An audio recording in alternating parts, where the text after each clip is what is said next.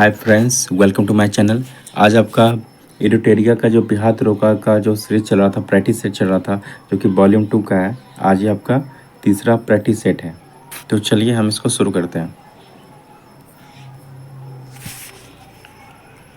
चलिए पहला सवाल से हम लोग स्टार्ट करते हैं। तो चलिए बताइए इस क्वेश्चन का आंसर क्या हो जाएगा। जाति आधारित गणना 2022 के अनुसार हिंदू धर्म की आबादी कितना प्रतिशत है। तो चलिए बताइए पहला का आंसर हमारा क्या हो जाएगा। तो कितना है आपका 81.99%, 82.24%, 83.43% या 88.99%। तो बताइए पहला का आंसर हमारा क्या हो जाएगा। तो कितना हो जाएगा 81 पॉइंट कितना है 99% जो है हिंदू धर्म की आबादी है। कितना है 81.99%। ठीक है। तो जाति आधारित गणना रिपोर्ट 2022 के अनुसार बिहार में हिंदू धर्म समुदाय की आबादी सर्वाधिक है। हिंदू समुदाय का प्रतिशत 81.99% है, जबकि मुस्लिम समुदाय का प्रतिशत कितना है। जबकि मुस्लिम समुदाय का प्रतिशत कितना है 17.5%, 17.7%, 17.7% जो है मुस्लिम समुदाय का प्रतिशत है। और ईसाई धर्म का कितना है। ईसाई धर्म का प्रतिशत कितना है 0.056%, 0.0576%। ठीक है, 0.056% जो है आपका ईसाई धर्म का है। ठीक है। और सिख धर्म का कितना है। और सिख धर्म का आपका है 0.0113%। सिख धर्म का 0.0113%। और आपको बौद्ध धर्म कितना 0.0851%। बौद्ध धर्म का 0.0851%। और आपका जैन धर्म का कितना है आपका 0.0096%। जैन धर्म का 0.0096%। तो ये सारे चीज़ आप याद रखिएगा। ये जो आपका परसेंटेज में है इन सब की आबादी। ठीक है। इसमें सर्वाधिक आपका हिंदू धर्म का है। हिंदू धर्म के बाद आपका मुस्लिम धर्म का है। मुस्लिम धर्म के बाद ईसाई धर्म का है। ईसाई धर्म के बाद सिख धर्म का है। सिख धर्म के बाद बौद्ध धर्म का है।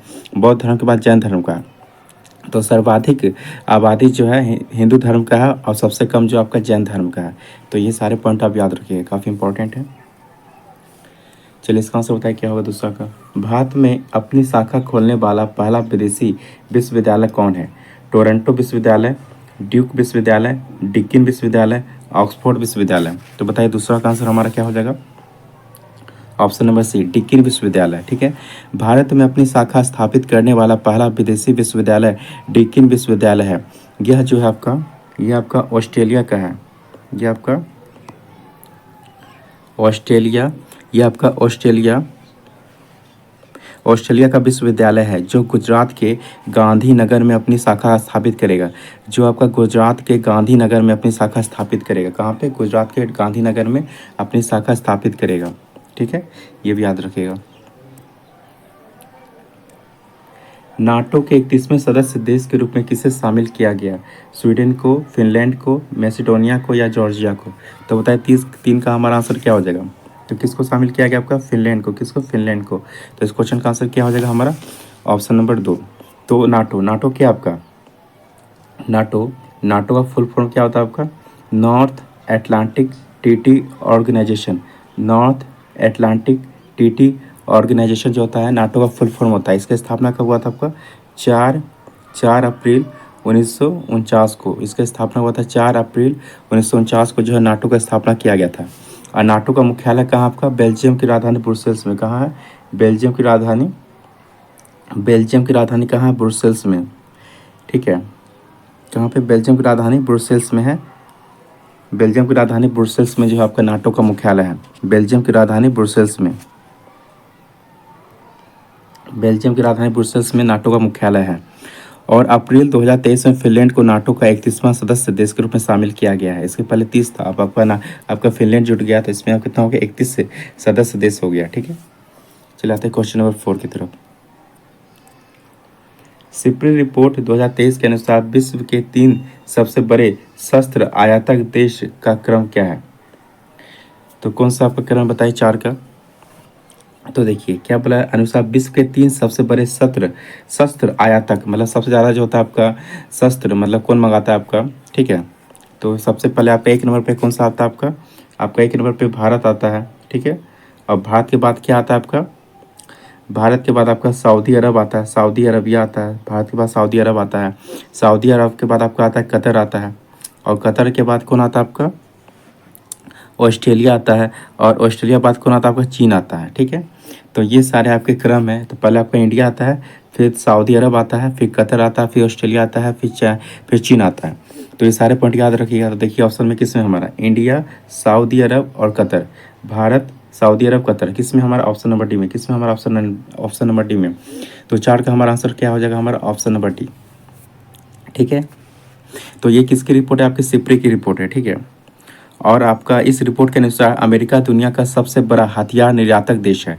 दुनिया का जो सबसे बड़ा हथियार निर्यातक, मतलब जो देश को बेचता है हथियार, वो कौन है आपका, अमेरिका जो है सबसे बड़ा निर्यातक देश है हथियार का, ठीक है। और जो दुनिया के कुल हथियार निर्यातक का 40% निर्यात करता है अमेरिका। तो ये भी आप याद रखिएगा। अंतर्राष्ट्रीय बौद्धिक संपदा सूचकांक 2023 में भारत का स्थान क्या है, 42वां, 45वां, 48वां या 52वां। तो बताइए 5 का आंसर हमारा क्या हो जाएगा, ऑप्शन नंबर ए, क्या हो जाएगा ऑप्शन नंबर ए, कितना, 42वां। तो अंतर्राष्ट्रीय बौद्धिक संपदा सूचकांक 2023 में भारत का स्थान 42वां है। इस सूचकांक में पहले स्थान पर कौन है आपका, इस सूचकांक में पहले स्थान पे आपका कौन, अमेरिका है, कौन है आपका, पहले स्थान पे कौन आपका, अमेरिका है, ठीक है। पहले स्थान पर अमेरिका है। और इस सूचकांक में कुल कितने देश है, 55 देशों ने भाग लिया था। इस सूचकांक में कुल 55 देशों ने भाग लिया था, कितने, 55 देशों ने भाग लिया था, जिसमें आपका 1 नंबर पे कौन आपका अमेरिका है, और भारत का कौन स्थान आपका 42वां है, ठीक है। चलिए क्वेश्चन नंबर 6 कहाँ से बताइए क्या होगा। नेपाल के नए राष्ट्रपति कौन बने हैं, राम प्रसाद यादव, विद्या देवी भंडारी, रामचंद्र पौडेल या इनमें से कोई नहीं। तो बताइए 6 का आंसर हमारा क्या हो जाएगा, ऑप्शन नंबर सी, क्या हो जाएगा option number C, Ramchandra Paudel. तो 13 मार्च 2023 को नेपाल के नए राष्ट्रपति के रूप में रामचंद्र पौडेल ने शपथ ली। इन्होंने जो विद्या देवी भंडारी का स्थान लिया, इन्होंने जो है विद्या देवी भंडारी का स्थान लिया है रामचंद्र पौडेल ने। ये भी आप याद रखिएगा। इनसे पहले रामचंद्र पौडेल से पहले कौन थे, विद्या देवी भंडारी जो थे नेपाल के राष्ट्रपति थे। अब नए राष्ट्रपति कौन हो गए, रामचंद्र पौडेल। प्रधानमंत्री द्वारा टेक्सटाइल उद्योग को बढ़ावा देने हेतु कितने पीएम मित्र मेगा टेक्सटाइल पार्क को स्थापित करने की घोषणा की है, 5, 6, 7 या 11। तो बताइए 7 का आंसर हमारा क्या हो जाएगा, ऑप्शन नंबर सी, कितना, 7। तो प्रधानमंत्री द्वारा टेक्सटाइल उद्योग को बढ़ावा देने के उद्देश्य से 7 पीएम मित्र मेगा टेक्सटाइल पार्क की स्थापना करने की घोषणा की गई है। ये 7 पीएम मित्र मेगा टेक्सटाइल पार्क निम्न राज्यों में स्थापित किए जाएंगे। कहाँ कहाँ किए जाएंगे, स्थापित किए जाएंगे, ये आपके तमिलनाडु में किए जाएंगे, आपके तेलंगाना में किए जाएंगे, आपके कर्नाटक में किए जाएंगे, आपके गुजरात में किए जाएंगे, आपके उत्तर प्रदेश में किए जाएंगे, आपके और आपका एमपी में किए जाएंगे, मतलब मध्य प्रदेश में किए जाएंगे, और आपका कहाँ किया जाएगा, महाराष्ट्र में किया जाएगा। तो ये जो कहाँ स्थापित किए जाएंगे, ये सारे तमिलनाडु में, तेलंगाना में, कर्नाटक में, गुजरात में, उत्तर प्रदेश में, मध्य प्रदेश में और महाराष्ट्र में जो है ये स्थापित किए जाएंगे। तो ये 7 राज्यों में जो है स्थापित किए जाएंगे, ठीक है, आप इसे याद रख सकते हैं। बजट 2023-24 में प्रधानमंत्री ग्राम सड़क योजना हेतु कितना बजट अनुमानित है, 19,000 करोड़, 24,000 करोड़ या 28,000 करोड़ या 32,000 करोड़। तो बताइए 8 का हमारा आंसर क्या हो जाएगा, कितना, 19,000 करोड़, कितना हो जाएगा, 19,000 करोड़। तो बजट 2023-24 में प्रधानमंत्री ग्राम सड़क योजना हेतु जो है 19,000 करोड़ रुपये बजट अनुमानित है। वहीं आपका राष्ट्रीय स्वास्थ्य मिशन हेतु जो कितना आपका 36,785 करोड़ जो आपका स्वास्थ्य के लिए जो है राष्ट्रीय स्वास्थ्य मिशन हेतु जो है 36,785 करोड़ रुपये अनुमानित है। स्वास्थ्य के लिए कितना आपका 36,785 करोड़ रुपये जो है अनुमानित है। आप इसे भी याद रख सकते हैं। हाल ही में अंतर्राष्ट्रीय महिला वैज्ञानिक दिवस कब मनाया गया, 11 फरवरी को, 12 फरवरी को, 16 फरवरी को या 19 फरवरी को। तो बताइए 9 का आंसर हमारा क्या हो जाएगा, ऑप्शन नंबर ए, कितना, 11 फरवरी को। तो विज्ञान एवं प्रौद्योगिकी के क्षेत्र में महिलाओं और लड़कियों की महत्वपूर्ण भूमिका की प्रशंसा करने के लिए 11 फरवरी को अंतर्राष्ट्रीय महिला वैज्ञानिक दिवस मनाया जाता है। इस वर्ष 2023 का जो है, इस वर्ष अंतर्राष्ट्रीय महिला वैज्ञानिक दिवस की थीम क्या था आपका? कभी कभी थीम से भी आपको क्वेश्चन पूछा जा सकता है। तो इस साल का थीम क्या था आपका? आइडियाज़। क्या था? आइडियाज़। इस वर्ष का थीम क्या था आपका? आइडियाज़ था। तो आइडियाज़ का फुल फॉर्म भी कभी कभी पूछा जा सकता है, क्या होगा? तो आई का हो गया इनोवेटिव, आई का हो गया इनोवेट, और टी का हो गया आपका डेमोस्ट्रेट, डेमोस्ट्रेट, ई से हो गया आपका इलिबेट, और ए से हो गया आपका एडवांस, और एस से हो गया क्या? सस्टेन। तो याद रखिएगा क्या? Innovate, demonstrate, elevate, advance, sustain. Innovate, demonstrate, elevate, advance, sustain. तो ये आप याद रखिएगा। इस साल की थीम क्या? आइडियाज़ था, और आइडियाज़ का आपको फुल फॉर्म बता दिया गया है। और इस किस तारीख को मनाया गया? 11 फरवरी को मनाया जाता है। ठीक है, काफ़ी इंपॉर्टेंट है। चलिए, तो क्वेश्चन नंबर 10 का आंसर बताइए क्या होगा? हाल ही में किए गए घोषणा के अनुसार आरबीआई ने ई रुपये की सीमा को 10,000 से बढ़ाकर कितना किया है? 25,000, 50,000, 75,000 या 1 लाख? तो बता 10 का आंसर हमारा क्या हो जाएगा? Option number D. कितना हो गया? 1 लाख। तो आरबीआई ने ई रुपये की सीमा को 10,000 से बढ़ाकर 1 लाख कर दिया है। ठीक है, और यह 2 अगस्त 2021 को 2 अगस्त 2021 को ई रुपये को लॉन्च किया गया था। तो ई रुपये को कब लॉन्च किया गया था? आपका 2 अगस्त 2021 को लॉन्च किया गया था प्रधानमंत्री मोदी जी के द्वारा। यह जो एक डिजिटल पेमेंट सिस्टम, यह क्या आपका एक डिजिटल पेमेंट सिस्टम है जो उपयोगकर्ताओं को क्रेडिट कार्ड, डेबिट कार्ड या इंटरनेट बैंकिंग एक्सेस के बिना भी वाउचर को भुगतान करने में मदद मिलेगा। ठीक है, इसलिए किया गया था। तो ये भी याद रख सकते हैं। मालाबार नौसेना अभ्यास 2023 का आयोजन कहाँ किया गया? Australia, Bharat, Japan, America? तो बताइए 11 का आंसर हमारा क्या हो जाएगा? Option number A. क्या हो जाएगा? Option number A. कहाँ? ऑस्ट्रेलिया। तो 2023 में मालाबार नौसेना अभ्यास का आयोजन ऑस्ट्रेलिया में किया गया, और 2022 में कहाँ किया गया था? जापान में। 2022 में कहाँ किया गया था? 2022 में किया गया था आपका जापान में, और 2023 में कहाँ किया गया आपका? ऑस्ट्रेलिया में। ठीक है, ये भी याद रख सकते हैं। बच्चों के लिए डिजिटल स्वास्थ्य कार्ड लॉन्च करने वाला पहला राज्य कौन बना है? बिहार, उत्तर प्रदेश, कर्नाटक, पंजाब? तो बताए 12 का आंसर हमारा क्या हो जाएगा? Option number B. क्या हो जाएगा? उत्तर प्रदेश। तो उत्तर प्रदेश सरकार द्वारा शुरू की गई स्कूल स्वास्थ्य कार्ड कार्यक्रम के अंतर्गत बच्चों के लिए डिजिटल स्वास्थ्य कार्ड को लॉन्च किया गया है। नेशनल आइस हॉकी चैंपियनशिप 2023 का खिताब किसने जीता? सीआरपीएफ ने, लद्दाख ने, आईटीबीपी ने या असम ने? तो बताइए 13 का आंसर हमारा क्या हो जाएगा? ऑप्शन नंबर सी, आईटीबीपी ने। किसने? आईटीबीपी ने। तो नेशनल आइस हॉकी चैंपियनशिप का आयोजन 2023 में लद्दाख में किया गया था। तो ये भी याद रख सकते हैं, इसका आयोजन कहाँ किया गया था? आपका लद्दाख में किया गया था। कहाँ किया गया था? इसका आयोजन जो आपका लद्दाख में किया गया था। ठीक है, इसका आयोजन आपका लद्दाख में किया गया था, और इस चैंपियन का फाइनल मुकाबला लद्दाख एवं आईटीबीपी मध्य खेला गया था। इसका जो फाइनल मुकाबला है किसके बीच खेला गया था? आपका लद्दाख एवं आईटीबीपी के मध्य खेला गया था। ठीक है, जिसमें आपका आईटीबीपी की टीम जो है जीत गया था लद्दाख से।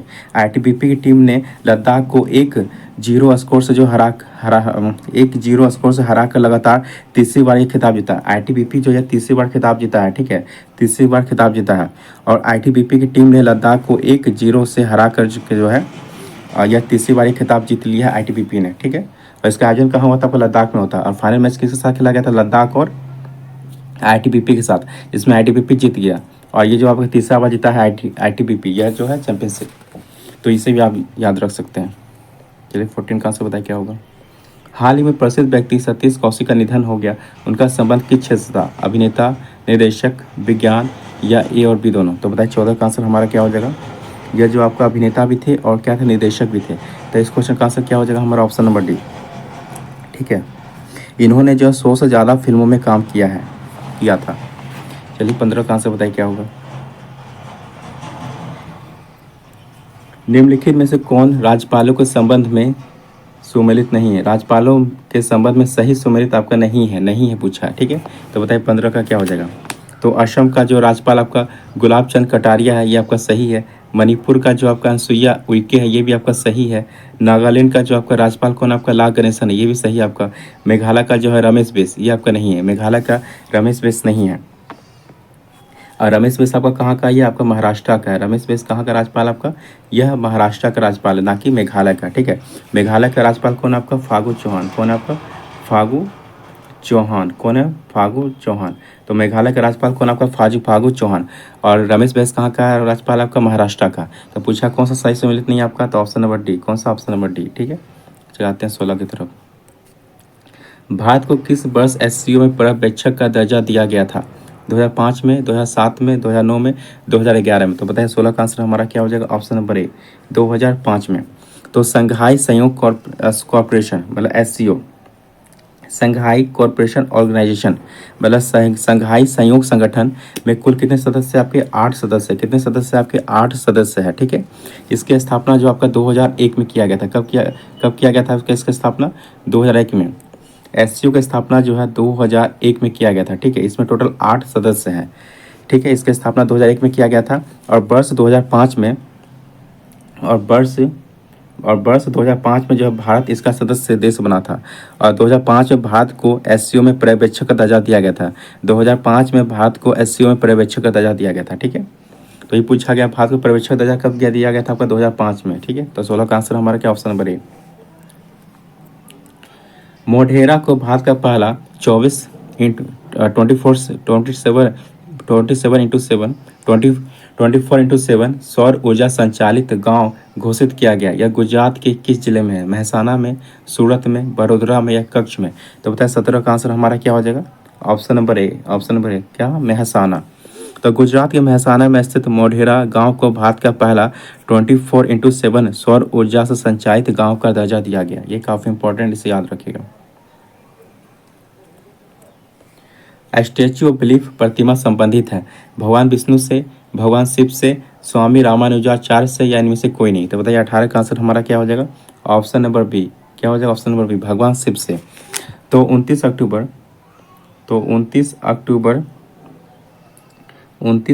2022, ठीक है। 29 अक्टूबर 2022 को राजस्थान में ये जो है आपका राजस्थान में, कहाँ आपका? राजस्थान में, ठीक है। तो 29 अक्टूबर 2022 को राजस्थान में विश्व की सबसे ऊंची भगवान शिव की प्रतिमा को स्थापित किया गया है। इस मूर्ति को विश्वास की मूर्ति कहा जाता है। इसे स्टैच्यू ऑफ बिलीफ के नाम से जाना जाता है, ठीक है। इस प्रतिमा की कितनी ऊंचाई है आपकी? 369 फीट। कितना?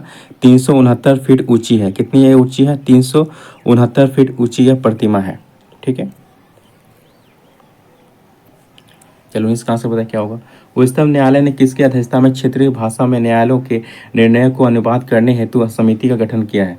विजय सिन्हा समिति, अभय ओका समिति, मोरारजी सेठ समिति या डॉक्टर जेठमलानी समिति? तो बताइए 19 का आंसर हमारा क्या हो जाएगा? तो कौन? अभय ओका समिति। क्या हो जाएगा? अभय ओका समिति। ऑप्शन नंबर बी हमारा इस क्वेश्चन का आंसर हो जाएगा। तो उच्चतम न्यायालयों के निर्णय को क्षेत्रीय भाषा में अनुवाद करने हेतु न्यायमूर्ति अभय ओका की अध्यक्षता में समिति का गठन किया गया है। भारत की सबसे बड़ी एस्केप टनल की लंबाई कितनी है? 260 किलोमीटर, 265 किलोमीटर, 272 किलोमीटर, 276 किलोमीटर? तो बताइए 20 का आंसर हमारा क्या हो जाएगा? ऑप्शन नंबर सी, 272 किलोमीटर, ठीक है। तो भारत सरकार ने उधमपुर से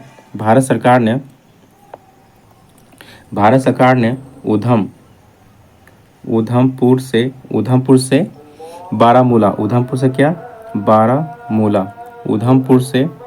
उधमपुर से जो है बारामूला तक जो है 272 किलोमीटर लंबी रेलवे लाइन की योजना तैयार की है। तो भारत सरकार ने उधमपुर से बारामूला तक 272 किलोमीटर लंबी रेलवे लाइन की योजना तैयार की है, जिसका उद्देश्य क्या है आपका? जम्मू कश्मीर को एक वैकल्पिक परिवहन प्रणाली उपलब्ध कराना, ठीक है। चलिए आते हैं क्वेश्चन नंबर 21 की तरफ। चलिए 21 का आंसर बताइए क्या होगा? ब्लैक राइनो को संरक्षण देने के उद्देश्य से वन्य जीव संरक्षण बॉन्ड, वाइल्ड लाइफ बॉन्ड को किस संस्था द्वारा जारी किया गया? वर्ल्ड बैंक, IUCN, WWF या इनमें से कोई नहीं? तो बताइए किसका आंसर हमारा क्या हो जाएगा? Option number A. क्या हो जाएगा? World bank. क्या हो जाएगा? World bank. तो वन्यजीव संरक्षण बॉन्ड को विश्व बैंक द्वारा जारी किया गया है। विश्व बैंक द्वारा अफ्रीका के काले गैंडों के संरक्षण हेतु जारी किया गया। अफ्रीका के काले गैंडों के संरक्षण हेतु जो है इसे जारी किया गया है। ठीक है। किरण रिजिजू के इस्तीफे के बाद देश के नए कानून मंत्री कौन बने हैं? अर्जुन राम मेघवाल, जितेंद्र सिंह, स्मृति ईरानी या गिरिराज सिंह। तो बताइए 22 का आंसर हमारा क्या हो जाएगा? Option number A Arjun Ram Meghwal. क्या हो जाएगा? अर्जुन राम मेघवाल। तो देश के नए कानून मंत्री अर्जुन राम मेघवाल बने हैं। इससे पूर्व कौन थे? किरण रिजिजू थे। कौन थे? किरण रिजिजू से पूर्व जो थे कानून मंत्री थे। अभी कौन है आपके? अर्जुन राम मेघवाल जो है बने हैं। ठीक है। और किरण रिजिजू को अभी क्या बना दिया गया है? पृथ्वी विज्ञान मंत्रालय का प्रमुख बना दिया गया है। किरण रिजिजू को अभी क्या बना दिया गया है? पृथ्वी विज्ञान मंत्रालय का प्रमुख बना दिया गया है। ठीक है।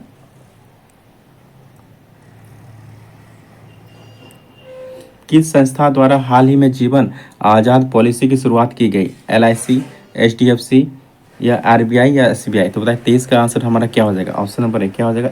LIC। क्या हो जाएगा? LIC।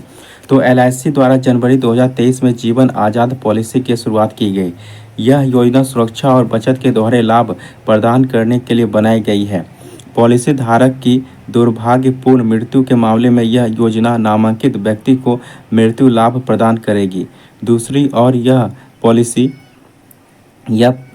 पॉलिसी धारक पॉलिसी अवधि के अंत तक जीवित रहता है तो उसे परिपक्वता लाभ प्राप्त होगा। ठीक है। वर्ष 2023 में कितनी महिलाओं को पद्म पुरस्कार से सम्मानित किया गया है? 16, 19, 24 या 26। तो बताइए 24 का आंसर हमारा क्या हो जाएगा? ऑप्शन नंबर बी कितने? 19। ठीक है। तो वर्ष 2023 में जो है ये याद रखिएगा, वर्ष 2023 में जो है कुल 106 सब पुरस्कार दिए। कितने? 2023 में जो कुल 106 पुरस्कार दिए गए। ठीक है।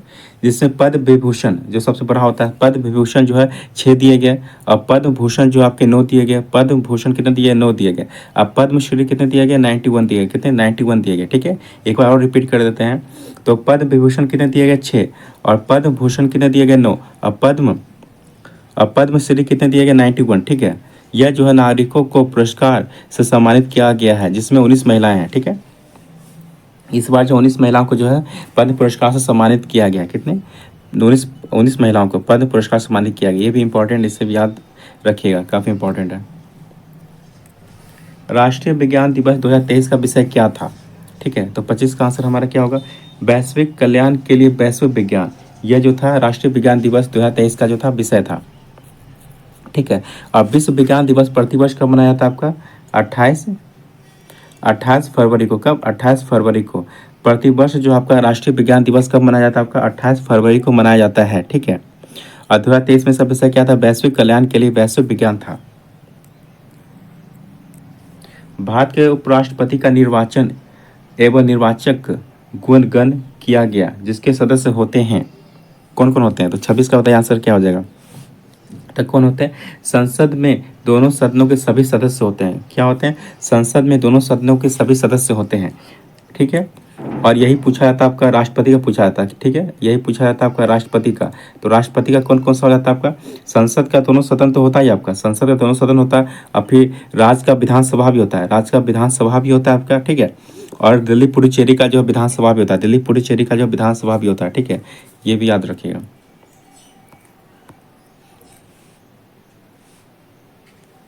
और एक और पॉइंट याद रखिएगा आप कि भारतीय संविधान के अनुच्छेद 66 एक के तहत जो है उपराष्ट्रपति का निर्वाचन संसद के दोनों सदनों के सदस्यों जो कि निर्वाचित एवं मनोनीत दोनों होते हैं इसमें शामिल। ठीक है। उससे मिलकर बनने वाले निर्वाचक गण के सदस्यों द्वारा होता है। ठीक है। और राष्ट्रपति में जो आपका मनोनीत सदस्य जो होता है भाग नहीं लेता है। ठीक है।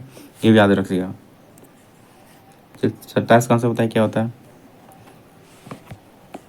संविधान के किस अनुच्छेद में उल्लिखित है कि अध्यक्ष के पास निर्णायक मत होगा जिसका प्रयोग मतों की संख्या बराबर होने पर किया जाएगा? तो बताइए 27 का आंसर क्या होगा? अनुच्छेद 99 का 1 या अनुच्छेद 100 का 1 या अनुच्छेद 101 या अनुच्छेद 102। कितना हो जाएगा हमारा? अनुच्छेद 100 का 1। कितना? अनुच्छेद 100 का 1 के तहत जो है लोकसभा अध्यक्ष को अपने कास्टिंग वोट करने का अधिकार है। यह प्रयोग तब करते हैं जब वोट बराबर होने के कारण टाई की स्थिति हो। ठीक है। ये कब प्रयोग करते हैं? जब आपका जैसे कि आपका अगर लोकसभा या विधानसभा कहीं भी आपका अगर वोट हो रहा है, ठीक है, तो वहाँ का जो आपका अध्यक्ष वो वोट नहीं दे सकता। कब नहीं दे सकता? जब आपका बहुमत अगर 50-50 होता है, मतलब बराबर होता है, तो उस कंडीशन में ही दे सकता है, ठीक है। ऐसे नहीं दे सकता। अगर 50-50 अगर बहुमत हो गया दोनों साइड, तो जो अध्यक्ष अपना वोट देगा, जिसके साइड देगा, तो वो जो है आपका ये मतलब ये पास हो जाएगा, ठीक है। तो 50-50 कंडीशन जब टाई रहता है, बराबर रहता है दोनों साइड, जब ठीक है, जब वोट बराबर रहता है, तो उस कंडीशन में जो है विधान मतलब किसी का अध्यक्ष जो विधानसभा या लोकसभा का अध्यक्ष जो उस समय जो है अपना निर्णायक मत देता है, ठीक है। तो ये इंपॉर्टेंट है, इसे याद रखिएगा। ऐसे जो है नहीं देते हैं। खाद्य मिलावट निवारण अधिनियम पहली बार कब लागू किया गया? 1954 ईस्वी में, 1956 ईस्वी में, 1961 ईस्वी में, या 1970 ईस्वी में? तो बताइए 28 का आंसर हमारा क्या हो जाएगा? ऑप्शन नंबर ए 1954 ईस्वी में, ठीक है। तो खाद्य मिलावट निवारण अधिनियम 1954 ईस्वी को सर्वप्रथम अधिनियमित किया गया था, ठीक है। और यह जो लागू कब हुआ था आपका? 1 जून 1955 को। कब लागू हुआ था यह? 1 जून 1955 को यह लागू किया गया था। इसे भी याद रखिएगा। चलिए 29 का आंसर बताइए क्या होगा? भारत में केंद्र राज्य संबंध निर्भर करते हैं, ठीक है। 29 का आंसर बताइए किस पे?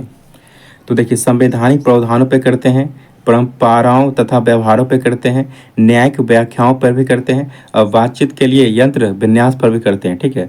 तो ये सारे आपके सही हैं। तो ये सभी जो है भारत में केंद्र राज्य संबंध पे जो है निर्भर करते हैं। तो 29 का आंसर क्या हमारा क्या हो गया? ऑप्शन नंबर डी, ठीक है। चलिए 30 का आंसर बताइए क्या होगा? निम्नलिखित में किसका संबंध चुनाव आयोग से नहीं है? किसका संबंध आपका चुनाव आयोग से नहीं है पूछा गया है, ठीक है। तो बताइए। तो चुनाव चिन्ह का बंटवारा करना ये आपका चुनाव आयोग से संबंधित है। चुनाव की वैधता का निपटारा करना ये भी आपका चुनाव आयोग से संबंधित है। चुनाव शांतिपूर्ण ढंग से संपन्न हुई, ये भी आपका चुनाव आयु से संबंधित है। लेकिन आपका चुनाव की अधिसूचना जारी करना ये जो है आपका चुनाव आयोग से संबंधित नहीं है। यही पूछा गया कौन सा चुनाव आयोग से संबंधित नहीं है आपका? Option number A. कौन सा नहीं है? Option number A. तो निर्वाचन आयोग की सिफारिश पर चुनाव की अधिसूचना लोकसभा एवं राज्यसभा के राष्ट्रपति तथा विधान परिषद एवं विधानसभा के लिए संबंधित राज्य का राज्यपाल जारी करता है, ठीक है। एक बार रिपीट कर देते हैं। निर्वाचन आयोग की सिफारिश पर चुनाव आयोग की अधिसूचना चुनाव की देखिए निर्वाचन आयोग की सिफारिश पर चुनाव की अधिसूचना लोकसभा एवं राज्यसभा के लिए राष्ट्रपति तथा विधान परिषद एवं विधानसभा के लिए संबंधित राज्य का राज्यपाल जारी करता है, ठीक है। ये इंपॉर्टेंट है, इसे याद रखिएगा। कौन करता है? राज्य का राज्यपाल जारी करता है, ठीक है। लोकसभा और राज्यसभा के लिए कौन करता है? राष्ट्रपति करता है, ठीक है। और विधान परिषद और विधानसभा के लिए कौन करता है? ये राज्यपाल करता है, ठीक है। इसे भी याद रखिएगा। तो लोकसभा राज्यसभा के लिए कौन ये अधिसूचना जारी करता है? आपका चुनाव के लिए राष्ट्रपति करता है।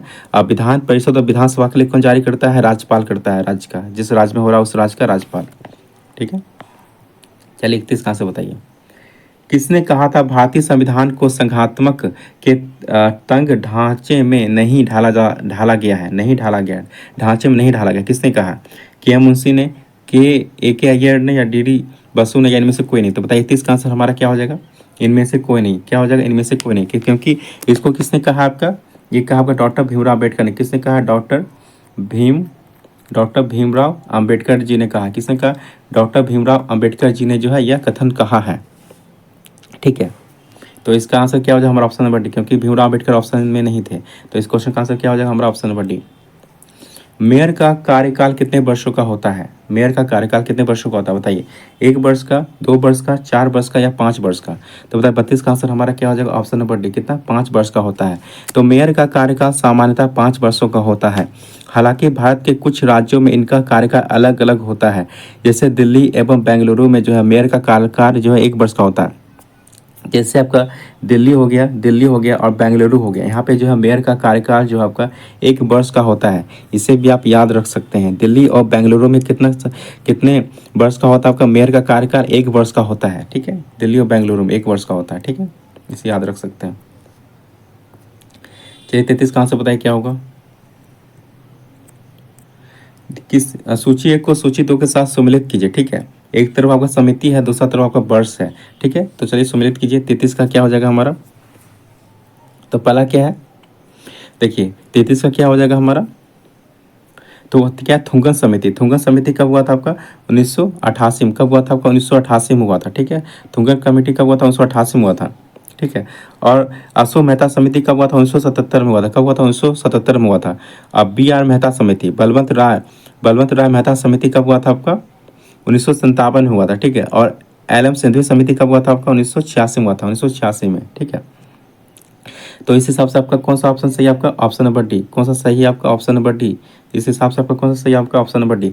थुंगन समिति का 1988 में हुआ था। अशोक मेहता समिति जो 1977 में हुआ था। और बलवंत राय मेहता समिति 1957 में हुआ था। इसी के तहत जो है 1959 में 2 अक्टूबर 1959 में जो है राजस्थान के नागौर में जो है पहला पंचायती राज व्यवस्था जो है लागू किया गया था, ठीक है। इसी के तहत ये बलवंत राय मेहता समिति के तहत ही किया गया था। ये जो त्रिस्तरीय पंचायत की बात किया था। और अशोक मेहता जो है आपका द्विस्तरीय पंचायत की बात किया था, ठीक है। इसे भी याद रख सकते हैं। और एल एम सिंधवी समिति के सिफारिश पर ही जो है पंचायती राज व्यवस्था को जो संवैधानिक दर्जा दिया गया था। इसी के तहत जो आपका 73वां संविधान संशोधन हुआ था 1992-93 में हुआ था, ठीक है। किसके समिति सिफारिश पर, एल एम सिंधवी समिति सिफारिश पर। तो ये सारे पॉइंट आप याद रखिएगा, ठीक है। इस क्वेश्चन का आंसर क्या हमारा ऑप्शन नंबर डी। निम्न में से कौन सा संविधान संशोधन अधिनियम मताधिकार की आयु को घटाने या कम करने से संबंधित है। 24वां, 42वां, 61वां या 69वां। तो बताइए 34 का आंसर हमारा क्या हो जाएगा, बताइए। तो 34 का आंसर हमारा क्या हो जाएगा, निम्न में से कौन सा संविधान संशोधन जो है मताधिकार की आयु। तो आप जो जानते होंगे इसका आंसर क्या हो जाएगा हमारा 61। क्या हो जाएगा हमारा 61 कितना। तो 61वां संविधान संशोधन 1989 द्वारा 1989 में हुआ था। कब हुआ था 61वां संविधान संशोधन कब हुआ था आपका 1989 में हुआ था, ठीक है। इसमें सरकार कौन था आपके राजीव गांधी सरकार थे। कौन थे, राजीव गांधी की सरकार थी, ठीक है। इसके तहत जो है इसके तहत जो आर्टिकल 326 में संशोधन किया गया था, ठीक है। जिसके तहत जो है मताधिकार की आयु पहले कितनी थी आपकी, मताधिकार मत देने की आयु जो थी आपकी, वोट देने की आयु पहले किस साल थी, उसको घटा के जो 18 साल कर दिया गया था 61वां संविधान संशोधन 1989 द्वारा राजीव गांधी जी की सरकार ने, ठीक है। कब 21 साल से घटा के ना कर दिया गया 18 किस, तो कौन सा संविधान संशोधन 61वां संविधान संशोधन 1989 द्वारा, ठीक है। ये भी याद रखिएगा। बोहरा समिति का संबंध है राज्यपाल की नियुक्ति से, पुलिस सुधार से, वित्तीय सुधार से, राजनेताओं तथा अपराधियों की सांठगांठ से। तो बताइए 35 का आंसर हमारा क्या हो जाएगा, किससे, राजनेताओं तथा अपराधियों की सांठगांठ से, ठीक है। तो बोहरा समिति का गठन कब किया गया था, ये पूछा जाता है एग्जाम में। कब किया गया था आपका 1993 में किया गया था। कब किया गया था 1993 में बोहरा समिति का गठन किया गया था। यह जो है राजनेताओं एवं अपराधियों के बीच सांठगांठ की जांच के लिए किया गया था। इस बोहरा समिति का गठन किया गया था। 35 का आंसर बताइए क्या होगा। राष्ट्रीय कृषि एवं ग्रामीण विकास बैंक की स्थापना कब की गई थी, 12 जुलाई 1980 में, या 12 जुलाई 1982 में, या 1 जुलाई 1986 में, या 1 अप्रैल 1935 को। तो बताइए 36 का आंसर हमारा क्या हो जाएगा, ऑप्शन नंबर बी। क्या हो जाएगा ऑप्शन नंबर बी, 12 जुलाई 1982 को। तो ग्रामीण राष्ट्रीय कृषि एवं ग्रामीण विकास बैंक, इसको किसको कहा जाता है आपका, नाबार्ड को। किसको कहा जाता है आपका, नाबार्ड को कहा जाता है, ठीक है। यह जो है नाबार्ड को कहा जाता है, ठीक है। और इसकी स्थापना कब किया गया था, 12 जुलाई 1982 किया गया था। छठी पंचवर्षीय योजना के दौरान किया गया था। छठी पंचवर्षीय योजना के दौरान कभी कभी ये भी आपके एग्जाम पूछा जाता है कि किस पंचवर्षीय योजना के कार्यकाल में किया गया था, समय किया गया था। तो छठी पंचवर्षीय योजना के समय किया गया था, ठीक है। और इसका मुख्यालय, नाबार्ड का मुख्यालय कहाँ आपका, मुंबई में। कहाँ आपका, मुंबई में। नाबार्ड का मुख्यालय कहाँ आपका, मुंबई में है, ठीक है। नाबार्ड बैंक किसानों के कल्याण और कृषि क्षेत्र को बढ़ावा देने के लिए सहकारी बैंक और क्षेत्रीय ग्रामीण बैंक के माध्यम से किसानों को उचित मूल्यों पर ऋण देने जैसे कार्य करता है। इसके लिए नाबार्ड समय समय पर सहकारी बैंकों और क्षेत्रीय ग्रामीण बैंकों का निरीक्षण और निगरानी करते रहता है ताकि किसानों की मदद होती रहे, ठीक है। चलिए 37 का आंसर बताइए क्या होगा। 20 सूत्रीय कार्यक्रम की शुरुआत किस पंचवर्षीय योजना के दौरान की गई थी, चौथी पंचवर्षीय योजना दौरान, पांचवी पंचवर्षीय योजना दौरान, या छठी, या इनमें से कोई नहीं। तो बताइए 37 का आंसर हमारा क्या हो जाएगा, ऑप्शन नंबर बी। कितना, पांचवी पंचवर्षीय योजना दौरान। ये कब किया गया था 20 सूत्रीय कार्यक्रम शुरुआत 1975 को। कब किया गया था 1975 को, ठीक है, ठीक है। और पांचवी पंचवर्षीय योजना का जो कार्यकाल था कितना था आपका 1974 से जो था 78 तक जो था पांचवी पंचवर्षीय योजना का जो कार्यकाल था कितना था 1974 से 78 तक था। अब 20 सूत्रीय कार्यक्रम की शुरुआत कब हुआ था 1975 में। किसने किया था, इंदिरा गांधी जी ने किया था। किसने किया था, इंदिरा गांधी जी ने किया था। मत्स्य एवं खनन किस क्षेत्र के अंतर्गत आते हैं, प्राथमिक, द्वितीयक, तृतीयक, या इनमें से कोई नहीं। क्या है, मत्स्य एवं खनन। तो किस क्षेत्र में आ जाएंगे हमारा 38 का आंसर हमारा क्या है, प्राथमिक। क्या हो जाए, प्राथमिक। Option number A. तो कृषि हो गया, पशुपालन हो गया और मत्स्य पालन हो गया। कृषि, पशुपालन, मत्स्य पालन एवं खनन आदि जो है प्राथमिक क्षेत्र के अंतर्गत आते हैं। और इस्पात उद्योग, वस्त्र उद्योग, विद्युत उपकरण निर्माण, खाद्य सामग्री निर्माण आदि द्वितीय क्षेत्र के अंतर्गत आते हैं। और सेवा क्षेत्र जो आपके तृतीय क्षेत्र के अंतर्गत आते हैं, सेवा क्षेत्र। ठीक है। The general theory of employment interest and money, the general theory of employment interest and money पुस्तक के लेखक कौन है? रॉबिन, मार्शल, किन्स या इनमें से कोई नहीं। तो बताइए 39 का आंसर हमारा क्या हो जाएगा? कौन है आपके? Option number C. कौन है आपके? किन्स है। कौन है? किन्स है। ठीक है। और ये पुस्तक कब आपको प्रकाशित हुआ था? 1936 में। कब हुआ था? 1936 में जो ये पुस्तक जो है प्रकाशित हुआ था। ठीक है, इसे भी याद रखिएगा। 40 का आंसर बताइए क्या होगा? भारत के विदेशी व्यापार से संबंधित आंकड़े किसके द्वारा जारी किए जाते हैं? रिजर्व बैंक ऑफ इंडिया, वाणिज्य मंत्रालय, जीएसटी परिषद या विदेश मंत्रालय। तो बताइए 40 का आंसर हमारा क्या हो जाएगा? Option number A. क्या हो जाएगा? Option number A, RBI. ठीक है, रिजर्व बैंक ऑफ इंडिया। ठीक है। किस ग्रह का विशिष्ट गुण उसके चुंबकीय क्षेत्र का होना है? मंगल, बुध, शुक्र या शनि। तो बताइए 41 का आंसर हमारा क्या हो जाएगा? Option number B. क्या हो जाएगा? ऑप्शन नंबर बी, क्या? बुध। तो बुध जो है सौर मंडल का सबसे छोटा एवं सबसे हल्का ग्रह है। इस ग्रह का कोई उपग्रह नहीं है। इस ग्रह का सबसे विशिष्ट गुण यह है कि चुंबकीय क्षेत्र का होना। बुध ग्रह का जो सबसे विशिष्ट गुण कौन सा? आपका चुंबकीय क्षेत्र का होना है। यह सूर्य की परिक्रमा सबसे कम समय में करता है। यह सूर्य की परिक्रमा मात्र 88 दिन में करता है। मात्र 88 दिन में यह सबसे कम समय में करता है। अर्थात यह सौर मंडल का सर्वाधिक कक्षीय गति वाला ग्रह है। ठीक है। निम्नलिखित में कौन बलित पर्वत के उदाहरण नहीं है? कौन उदाहरण बलित पर्वत के नहीं है? पूछा गया कौन जो है बलित पर्वत के उदाहरण नहीं है? पारसनाथ, हिमालय, आल्प्स या ए और बी दोनों। तो बताइए 42 का आंसर हमारा क्या हो जाएगा? ऑप्शन नंबर है। क्या हमारा? ऑप्शन नंबर है पारसनाथ। तो पारसनाथ की जो पहाड़ियाँ हैं वह क्या है? आपका बलित पर्वत के उदाहरण नहीं है। तो बलित पर्वत के उदाहरण कौन कौन से? आपके हिमालय, हिमालय हैं आपके, आल्प्स हैं आपके, यूराल हैं आपके, रॉकीज हैं आपके और एंडीज पर्वत। ये सब क्या है? आपके बलित पर्वत के उदाहरण है। Himalaya, Alps, Ural, Rocky and Andes, और ये सब क्या है? बलित पर्वत के उदाहरण है। जबकि पारसनाथ हो गया, नीलगिरी हो गया, सतपुरा हो गया, ये सब क्या आपका अवशिष्ट पर्वत के उदाहरण है। पारसनाथ, नीलगिरी, सतपुरा ये सारे क्या आपके अवशिष्ट पर्वत के उदाहरण हैं। ठीक है, ये भी याद रखिएगा। किस देश को वनों का देश के उपनाम से जाना जाता है? ब्राजील, कांगो, चाड या इनमें से कोई नहीं। तो बताइए 43 का आंसर हमारा क्या हो जाएगा? Option number B. क्या हो जाएगा हमारा? Option number B, Congo. निम्नलिखित में कौन सी ठंडी जलधारा का उदाहरण है? सुसीमा, इरमिंजर, हम्बोल्ट या क्यूरिशियो। तो बताइए इसका आंसर हमारा क्या हो जाएगा? 44 का आंसर बताइए हमारा क्या हो जाएगा? क्या हमारा? Option number C. क्या हो जाएगा? हम्बोल्ट। क्या हो जाएगा? हम्बोल्ट।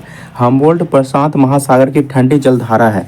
जबकि सुसीमा एवं क्यूरिशियो, जबकि आपका सुसीमा हो गया, सुसीमा और क्यूरिशियो, सुसीमा क्यूरिशियो जो है यह क्या आपका गर्म जलधारा, क्या आपका गर्म जलधारा है। और इरमिंजर क्या है? आपकी अटलांटिक महासागर की गर्म जलधारा। और इरमिंजर क्या आपकी अटलांटिक महासागर की गर्म जलधारा। ठीक है। तो यहाँ पूछा गया था कौन सी ठंडी जलधारा है? तो कौन सा आपका? हम्बोल्ट। ठीक है, यह जो प्रशांत महासागर की ठंडी जलधारा है। कोयम्बटूर एवं कोचीन को कौन सा दर्रा जोड़ता है? थालघाट दर्रा, पालघाट दर्रा, भोरघाट दर्रा या सेनकोटा। तो बताइए 45 का आंसर हमारा क्या हो जाएगा? Option number B. कौन सा? पालघाट दर्रा। कौन सा हो जाएगा? पालघाट दर्रा। ठीक है। तो कोयम्बटूर एवं कोचीन को पालघाट दर्रा जोड़ता है। इसकी कुल लंबाई कितनी है आपकी? 203 किलोमीटर। कितनी है? 203 किलोमीटर जो इसकी कुल लंबाई है। ठीक है। और थालघाट दर्रा किसको जोड़ता है? आपका नासिक को मुंबई से। थालघाट दर्रा किसको जोड़ता है? आपका नासिक को जो है मुंबई से, नासिक एवं मुंबई को जो है थालघाट दर्रा जोड़ता है, नासिक एवं मुंबई को। ठीक है। अब भोरघाट दर्रा जो है आपका मुंबई को पुणे से जोड़ता है, मुंबई एवं पुणे को जोड़ता है आपका भोरघाट दर्रा। ठीक है, ये भी याद रखिएगा। जवाई तथा सुकरी किसकी सहायक नदी है? कृष्णा की, बनास की, रामगंगा की या लूनी की। तो बताइए 46 का आंसर हमारा क्या हो जाएगा? Option number D. क्या हो जाएगा? लूनी की। किसकी है? लूनी की। तो जवाई तथा सुकरी जो है आपकी लूनी की सहायक नदी है। लूनी नदी भारत की एकमात्र अंतर्वाही नदी है। यह जो आपका कच्छ के रण में जो है विलीन हो जाती है। ठीक है, यह आपका कच्छ के रण में क्या हो जाती है? विलीन हो जाती है। यह भारत की क्या है? एकमात्र अंतर्वाही नदी है, मतलब जो जमीन के अंदर से बहती है, मतलब जमीन के अंदर, क्योंकि यह कच्छ के रण में जो विलीन हो जाती है। गिरना सिंचाई परियोजना किस राज्य में स्थित है? केरल, पंजाब, राजस्थान या महाराष्ट्र। तो बताइए 47 का आंसर हमारा क्या हो जाएगा? Option number D. क्या हो जाएगा? Option number D. क्या? महाराष्ट्र। तो गिरना सिंचाई परियोजना महाराष्ट्र के नासिक जिले में है, ठीक है। और यह किस नदी पे आपका, यह गिरना नदी पे, किस नदी पे, यह गिरना नदी पे ही आपका गिरना सिंचाई परियोजना है, ठीक है। और ये याद रखिए पंबा सिंचाई परियोजना कहाँ आपका, केरल में। एक याद रखिए पंबा, पंबा सिंचाई परियोजना कहाँ आपका, ये केरल में है, इसे भी आप याद रखिएगा। चलिए 48 की तरफ आते हैं। इसका आंसर बताइए क्या होगा। निम्नलिखित में कौन सा जलप्रपात राजस्थान में नहीं है, राजस्थान में स्थित नहीं है, कौन सा जलप्रपात, चूलिया, दूध सागर, बिहार या बी तथा सी दोनों। तो 48 का आंसर हमारा क्या हो जाएगा, तो कौन सा आपका दूध सागर। दूध सागर जो आपका जलप्रपात ये आपका राजस्थान में नहीं है। दूध सागर प्रपात जो आपका राजस्थान में नहीं है, ये कहाँ आपका दूध सागर जलप्रपात आपका, यह गोवा में, कहाँ आपका, यह गोवा में। और किस नदी पे आपका, यह मांडवी नदी पे, किस नदी पे आपका, ये मांडवी नदी पे, किस नदी पे है, यह मांडवी नदी में है, गोवा में है ये आपका दूध जलप्रपात, ठीक है। इसलिए पूछा गया था कि जलप्रपात राजस्थान नहीं, कौन सा नहीं आपका, दूध सागर, क्योंकि कहाँ आपका, गोवा में है, मांडवी नदी पे। तो इस क्वेश्चन का आंसर क्या हो गया हमारा, ऑप्शन नंबर बी। और चूलिया हो गया, बिहार हो गया, ये सब कहाँ आपका, राजस्थान में है। माउंट कोयोबो स्थित है कहाँ, ग्रेट निकोबार में, मध्य अंडमान में, उत्तरी अंडमान में या दक्षिणी अंडमान में। तो बताइए 49 का आंसर हमारा क्या हो जाएगा, ऑप्शन नंबर डी। क्या हो जाएगा हमारा ऑप्शन नंबर डी, कहाँ, दक्षिणी अंडमान में। तो माउंट कोयोबो दक्षिण अंडमान में स्थित है। इसकी ऊंचाई कितनी आपकी, 460 मीटर इसकी ऊंचाई, कितने, 460 मीटर इसकी ऊंचाई है, ठीक है।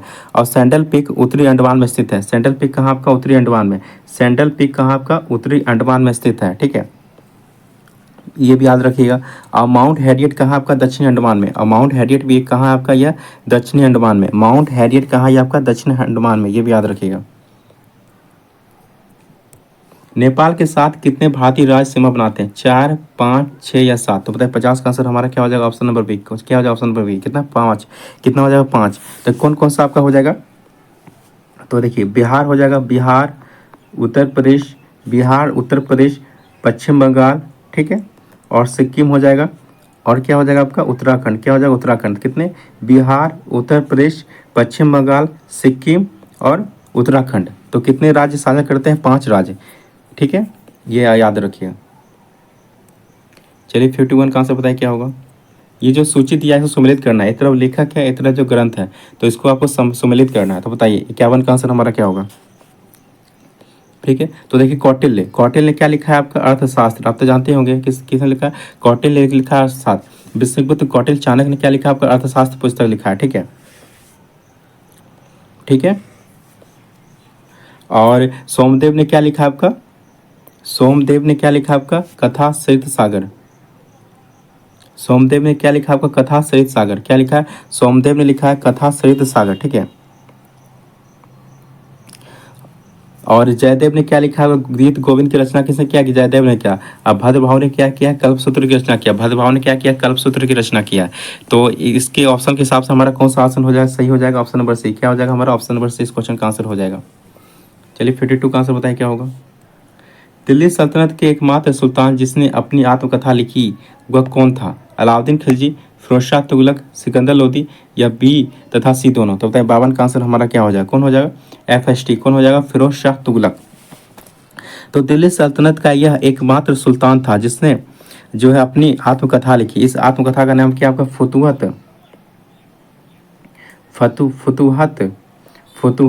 ए फिरोज शाही। क्या नाम है इसका, आत्मकथा का, फतूहत ए फिरोज शाही, फतूहत ए फिरोज शाही जो है इनकी आत्मकथा का नाम है, इससे अपने से लिखा, ठीक है। इस पुस्तक में इन्होंने इस्लाम धर्म का प्रचार प्रसार के लिए किए गए प्रयत्नों का उल्लेख किया है। फिरोज शाह तुगलक जो था ब्राह्मणों पर भी जजिया कर लागू करने वाला पहला मुसलमान शासक था। फिरोज शाह तुगलक जो था ब्राह्मणों पर जजिया कर लागू करने वाला पहला मुसलमान शासक था। फिरोज शाह तुगलक ने एक नया कर सिंचाई कर भी जो है लगाया था। फिरोज शाह तुगलक ने एक नया कर सिंचाई कर भी लगाया था जो क्या था, उपज का 1/10 भाग था। जो उपज का कितना था, 1/10 भाग था, ठीक है, ये भी याद रखिएगा। तो इस क्वेश्चन का आंसर क्या हमारा, option number B. Mahmud Ghaznavi को परास्त करने हेतु राजपूत शासकों के संघ का नेतृत्व किसने किया था, पृथ्वीराज चौहान, जयचंद या जयपाल या भीम द्वितीय। तो बताइए इस क्वेश्चन का आंसर हमारा क्या हो जाएगा। तो किसने किया है आपका, जयपाल है, किसने किया, ऑप्शन नंबर सी इस क्वेश्चन का आंसर होगा, जयपाल।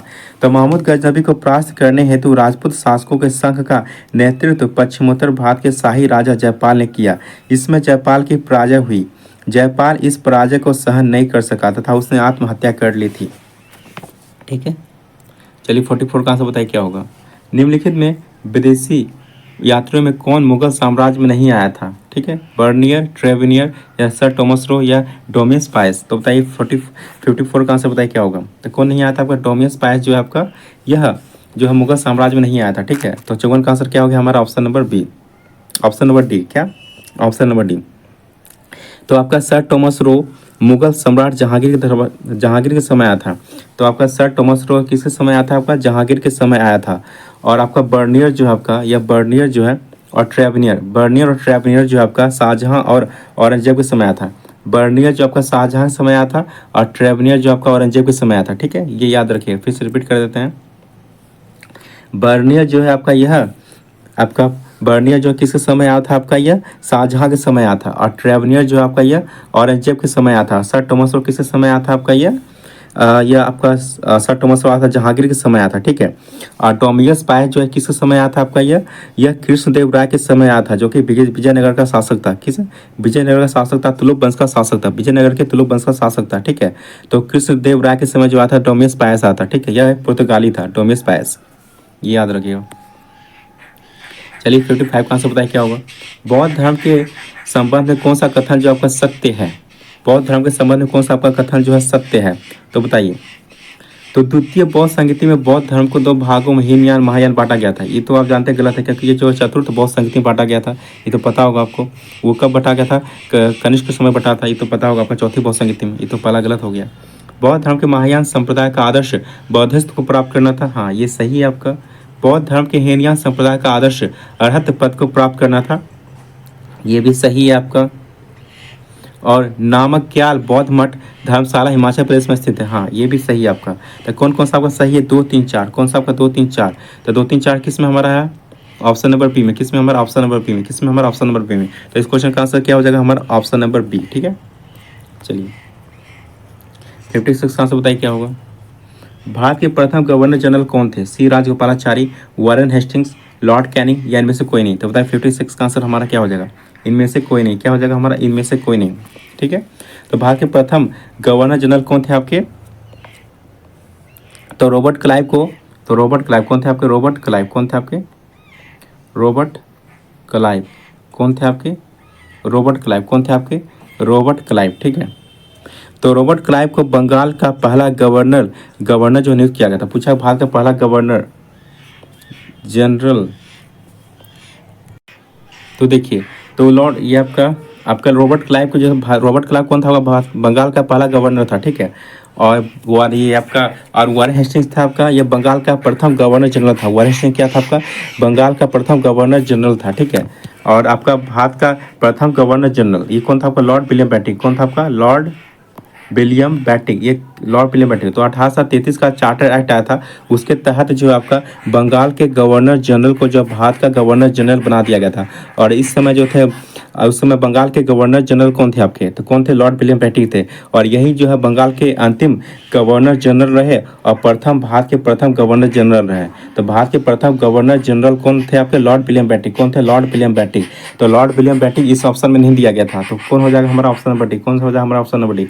तो इसके आंसर क्या हमारा? Lord William Bentinck. तो ये ऑप्शन में नहीं था, तो क्या हो जाएगा हमारा? Option number D. ठीक है, इसे भी आप याद रखिएगा।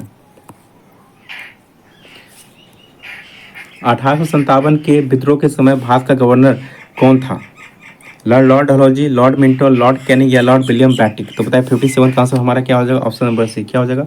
Option number C, lord Canning. तो 1857 के विद्रोह के समय भारत का गवर्नर जनरल लॉर्ड कैनिंग था। ठीक है, लॉर्ड कैनिंग भारत में कंपनी द्वारा नियुक्त अंतिम गवर्नर जनरल था। ब्रिटिश सम्राट के अधीन नियुक्त भारत का पहला वायसराय भी था। चलिए, निम्नलिखित में कौन सा सही सुमेलित नहीं है आपको पूछा है? एक तरफ विद्रोह, एक तरफ वर्ष दिया हुआ है। तो चलिए बताइए कौन सा इसका आंसर हो जाएगा हमारा? तो चलिए बताइए कौन सा आपका जो सही सुमेलित नहीं है? तो पाबना विद्रोह आपका 1873 से 76 में हुआ था, ये सही है आपका। एका विद्रोह आपका 1921 से 22 में हुआ था, ये भी सही है आपका। ताना भगत आंदोलन ये 1913 से 14 में हुआ था, ये भी सही है आपका। अहम विद्रोह ये 1928 से 29 में हुआ था, नहीं ये आपका 28-29 में नहीं हुआ था। ठीक है, अहम विद्रोह कब हुआ था आपका? 1828 में हुआ था, ना कि 1928 में। कब हुआ था ये? 1828 में हुआ था। कहाँ हुआ था? यह असम में हुआ था।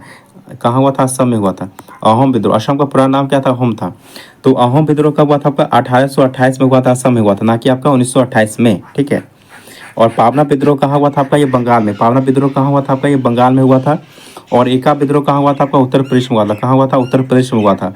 और ताना भगत आंदोलन कहाँ हुआ था आपका, बिहार और झारखंड में हुआ था। कहाँ हुआ था, ताना भगत आंदोलन कहाँ हुआ था आपका, बिहार और झारखंड में हुआ था। ठीक है, ये सारे इंपॉर्टेंट फैक्ट है, आप याद रखिएगा। सत्य शोधक समाज की स्थापना किसके द्वारा किया गया था, ज्योतिबा फुले जी के द्वारा, बी आर अम्बेडकर जी के द्वारा, या शिव नारायण अग्निहोत्री जी के द्वारा, या शिव दयाल साहब जी के द्वारा। तो 59 का आंसर हमारा क्या हो जाएगा, ऑप्शन नंबर है, क्या हो जाएगा, ज्योतिबा फुले जी के द्वारा। किसके द्वारा, तो ज्योतिबा फुले जी के द्वारा। तो 1873 में सत्य शोधक समाज की स्थापना ज्योतिबा फुले जी के द्वारा किया गया था। सत्य शोधक समाज मुख्य रूप से दलितों और निम्न जाति के लोगों के कल्याण के लिए चलाया गया था। ज्योतिबा फुले अपनी ब्राह्मण विरोधी गतिविधियों का संगठित रूप में प्रसार करने के लिए इन्होंने एक आलोचनात्मक ग्रंथ गुलामगिरी की रचना किया था। तो ये ज्योतिबा फुले जी की पुस्तक का नाम रखिए आप, कौन सा नाम, इनकी पुस्तक का नाम क्या, गुलामगिरी। क्या नाम है, गुलामगिरी। इनकी पुस्तक का क्या नाम है, गुलामगिरी है। ठीक है, इसमें इन्होंने जो है ब्राह्मण विरोधी गतिविधियों का संगठित रूप से प्रसार करने के लिए इन्होंने एक आलोचनात्मक ग्रंथ लिखी है। किसका, इसका नाम क्या है, गुलामगिरी। ठीक है, इसके लेखक कौन है आपके, ज्योतिबा फुले जी।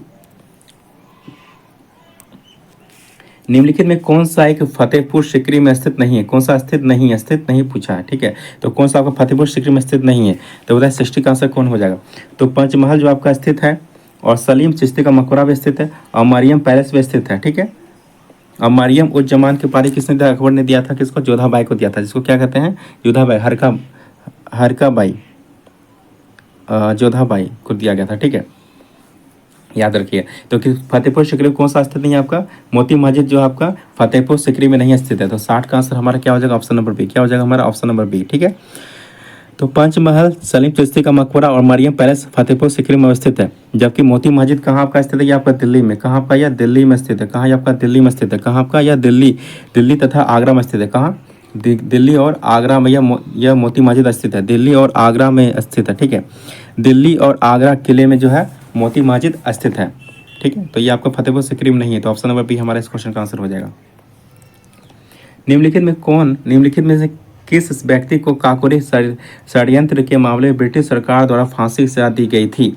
तो बताइए 61 का आंसर हमारा बताइए क्या हो जाएगा। तो कौन सा, तो आपको पता होगा, राम प्रसाद बिस्मिल एवं रोशन लाल। क्या, तो राम प्रसाद बिस्मिल और रोशन लाल। ऑप्शन के हिसाब से क्या हो जाएगा हमारा, ऑप्शन नंबर बी। कौन हो जाएगा हमारा, ऑप्शन नंबर बी। क्या हो जाएगा हमारा इस क्वेश्चन का आंसर, क्या हो जाएगा हमारा, ऑप्शन नंबर बी। ठीक है, तो 9 अगस्त 1925 को कुछ क्रांतिकारियों द्वारा सहारनपुर, कहाँ पे,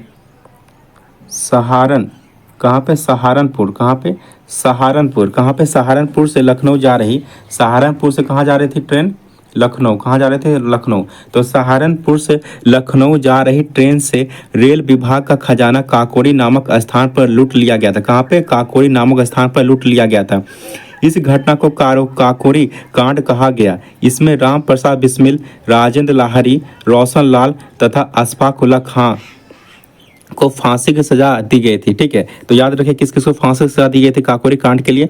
तो राम प्रसाद बिस्मिल, राजेंद्र लाहिड़ी, रोशन लाल और अशफाक उल्लाह खां को जो फांसी की सजा दी गई थी काकोरी कांड के लिए। ठीक है, और सचिंद्र सान्याल को आजीवन कारावास दिया गया था, और सचिंद्र सान्याल को जो है आजीवन कारावास दिया गया था। ठीक है, तो याद रखिए काकोरी कांड में ये सब चीज़ हुआ था।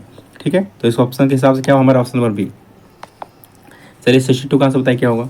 निम्नलिखित में कौन से गोलमेज सम्मेलन में गांधी जी ने भाग नहीं लिया था। ठीक है, तो ये तो आपको पता होगा किस किस में भाग नहीं लिए थे आपका, प्रथम और तृतीय में जो भाग नहीं लिया था, बाकी द्वितीय में भाग लिया था इन्होंने। तो ऑप्शन से हिसाब से क्या हो जाएगा हमारा, ऑप्शन नंबर डी। ठीक है, तो द्वितीय गोलमेज सम्मेलन में इन्होंने भाग लिया था कांग्रेस की तरफ से 1931 में। ये हुआ था आपका, कब हुआ था, 1930 में हुआ था। और द्वितीय कब हुआ था, 1931 में हुआ था। और तृतीय कब हुआ था, 1932 में हुआ था। ठीक है, ये तो सारी चीज़ आपको पता होगी। और तीनों गोलमेज सम्मेलन में जो है डॉक्टर भीमराव अम्बेडकर जी ने जो भाग लिया था, ये चीज़ें आपको पता होंगी। ठीक है, तो आप जो गांधी जी जो गए थे वो जो गए थे द्वितीय गोलमेज सम्मेलन में भाग लेने के लिए जो गए थे गांधी जी, तो किससे गए थे, SS राजपुताना जहाज से जो गांधी जी गए थे कहाँ, द्वितीय गोलमेज सम्मेलन में भाग लेने गए थे। ठीक है, ये भी आप याद रखिएगा। ठीक है, और ये जो कहाँ हुआ था आपका, इस सम्मेलन गांधी जी SS राजपुताना नामक जलपोत से लंदन पहुंचे थे, और तथा लंदन के किंग्सले हॉल में ठहरे थे। कहाँ पे ठहरे थे, लंदन के किंग्सले हॉल में ठहरे थे, ठीक है। इस सम्मेलन में गांधी जी के साथ कौन कौन गए थे? सरोजिनी नायडू और मदन मोहन मालवीय ने भी भाग लिया था। गांधी जी के साथ जो है इसमें सरोजिनी नायडू और मदन मोहन मालवीय जी ने भी जो है भाग लिया था, ठीक है। ये काफ़ी इंपॉर्टेंट, इसे याद रखिए, ठीक है। चलिए आते हैं क्वेश्चन नंबर 63 की तरफ। चलिए इसका आंसर बताइए क्या होगा। तो 63 का आंसर क्या है? Option number A. क्या है? ऑप्शन नंबर ए, ठीक है। जाबालोपनिषद में चारों आश्रमों का उल्लेख मिलता है, ये आपका कथन जो सत्य है। अब विष्णु पुराण आदि सातवाहन पंथ से संबंधित है, ये आपका गलत है। तो जो आपका सातवाहन पंथ जो आपका सातवाहन पंथ जो आपका किससे संबंधित है? आपका ये विष्णु पुराण से नहीं, किससे संबंधित है? आपका मत्स्य पुराण से। किससे? मत्स्य पुराण से, ठीक है। सातवाहन पंथ जो है संबंधित किससे? मत्स्य पुराण से, ठीक है। भारत में सर्वप्रथम हून आक्रमण की जानकारी नासिक अभिलेख से मिलती है, ये आपका गलत है। तो भारत में प्रथम हून आक्रमण की जानकारी कहाँ से मिलती है? आपकी नासिक से नहीं, कहाँ से मिलती है? आपकी भीतरी भीतरी भीतरी स्तंभ लेख से मिलता है। कहाँ मिलता है? भीतरी स्तंभ लेख से मिलता है। कहाँ से मिलता है? भीतरी स्तंभ लेख से मिलता है, ठीक है। तो हमारा तीसरा गलत है। टॉलमी ने नेचुरल हिस्ट्री नामक पुस्तक लिखी, ठीक है, ये भी आपका गलत है। तो टॉलमी ने नहीं लिखा था, किसने लिखा था? आपका प्लिनी ने लिखा था। किसने लिखा था? प्लिनी ने। तो किसने लिखा था नेचुरल हिस्ट्री पुस्तक? तो प्लिनी ने लिखा था। किसने लिखा था? प्लिनी ने लिखा था, ठीक है। तो पूछा गया सत्य कौन सा? तो हमारा ऑप्शन नंबर एक सही है, बाकी सब क्या था? गलत था, ठीक है। चलिए 64 का आंसर बताइए क्या होगा। निम्न में से किस हड़प्पा स्थल से जुते हुए खेतों के निशान या साक्ष्य प्राप्त हुए? कालीबंगन से, धौलावीरा से, बनावली से या रोपड़ से? बताइए 64 का आंसर हमारा क्या हो जाएगा? Option number A. क्या हो जाएगा हमारा? ऑप्शन नंबर ए, क्या? कालीबंगा। तो सिंधु सभ्यता की खोज कब हुआ था? आपका 1921 में, आपको पता होगा। किसने किया था? दयाराम साहनी जी ने किया था, ठीक है। और ये कहाँ आपका हड़प्पा, कहाँ आपका यह कहाँ आपका? रावी नदी के तट पर स्थित है, ठीक है। तो सिंधु घाटी सभ्यता के दौरान जुते हुए खेत के प्रमाण कालीबंगन से प्राप्त हुए हैं। कालीबंगन घग्गर नदी किनारे स्थित है। कालीबंगन किसके नदी किनारे स्थित है? आपका घग्गर नदी, ठीक। किसकी नदी? तो घग्गर नदी किनारे स्थित है। और कालीबंगन कहाँ आपका है? यह राजस्थान में। कहाँ आपका? यह राजस्थान में, ठीक है। ये भी याद रखिएगा। चलिए 65 की तरफ आते हैं। चलिए इसका आंसर बताइए क्या होगा। चोल काल में व्यापारियों की सभा को किस नाम से जाना जाता था? पेरुंदरम या सैरुंदरम या नगरम या पलिचंद्रम? तो बताया 65 का आंसर हमारा क्या हो जाएगा? Option number C. क्या हो जाएगा हमारा? ऑप्शन नंबर सी, क्या? नगरम, ठीक है। तो चोल काल में व्यापारियों की सभा को नगरम कहा जाता था, ठीक है। और चोल प्रशासन में भाग लेने वाले उच्च अधिकारियों को पेरुंदम कहा जाता था, ठीक है। पेरुंदम किसे कहा जाता था आपका? तो चोल प्रशासन में भाग लेने वाले उच्च अधिकारियों को जो क्या कहा जाता था? पेरुंदम कहा जाता था, ठीक है। और निम्न श्रेणी के पदाधिकारियों को क्या कहा जाता था? आपका सैरुंदम कहा जाता था। क्या? सैरुंदम जो है निम्न श्रेणी के पदाधिकारियों को कहा जाता है, सैरुंदरम कहा जाता था, ठीक है। अब पलिचंद्रम किसे कहा जाता था? तो जैन संस्थानों को दान में दी गई भूमि को कहा जाता था? पलिचंद्रम। तो जैन संस्थानों को दान में दी गई भूमि का कहा जाता था? पलिचंद्रम, ठीक है। तो ये सारे पॉइंट आप याद रखिएगा।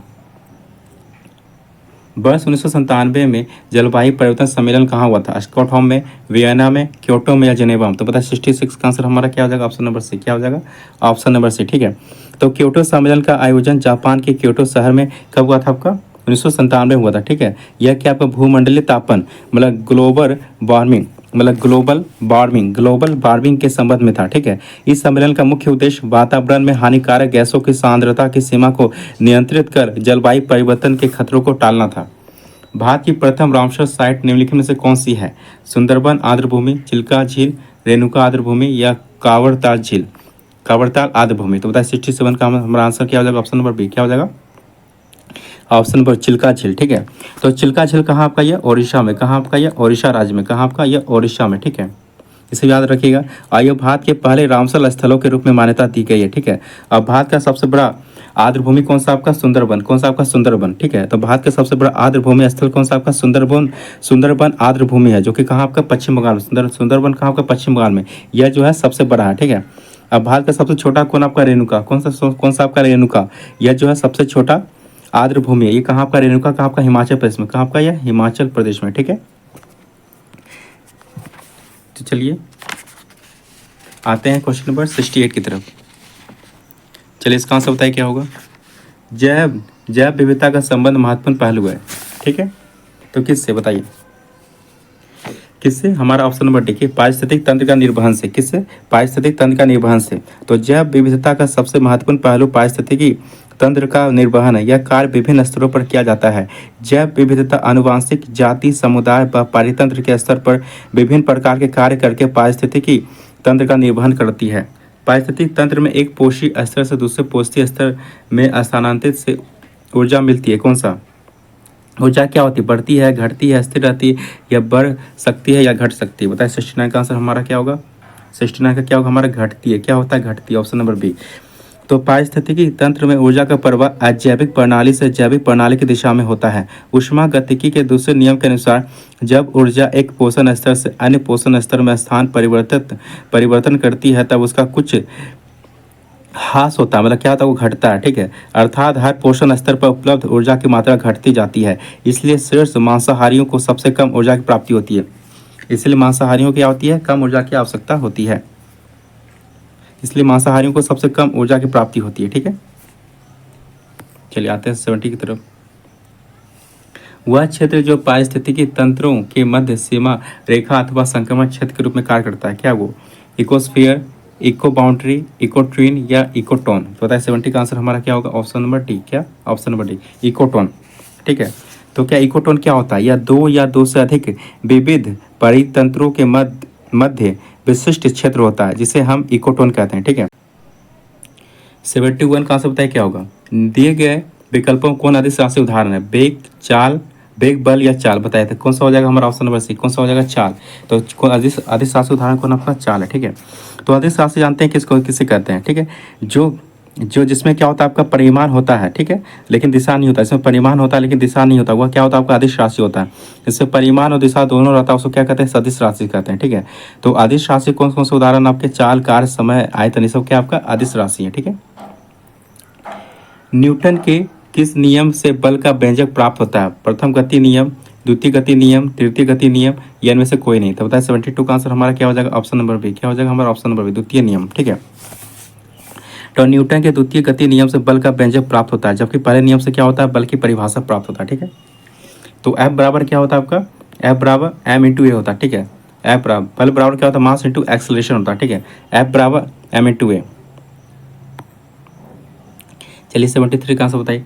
ताप बढ़ने पर द्रव्यों की सांद्रता पर क्या प्रभाव पड़ता है? बढ़ता है, घटता है, अपरिवर्तित रहता है, पहले घटता है फिर बढ़ता है? बताइए 73 का आंसर हमारा क्या हो जाएगा? Option number B. क्या हो जाएगा हमारा? Option number B.